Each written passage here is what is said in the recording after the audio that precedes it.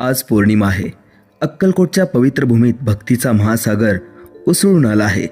दुरून आलेले हजारो भक्त, डोळ्यात आशा, ओठांवर स्वामींचे नाव आणि हृदयात फक्त एकच आस, आज तरी स्वामींचे दर्शन घडू दे.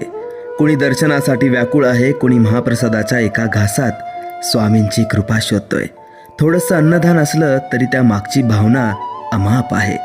कारण इथे वाटलं जातं फक्त अन्न नाही, इथे वाटली जाते स्वामींची करुणा. 2026 मधली ही पहिली पौर्णिमा जणी स्वामी स्वतः भक्तांना म्हणत आहेत, या थकलेल्यांनो या, माझ्या चरणी विसावा घ्या.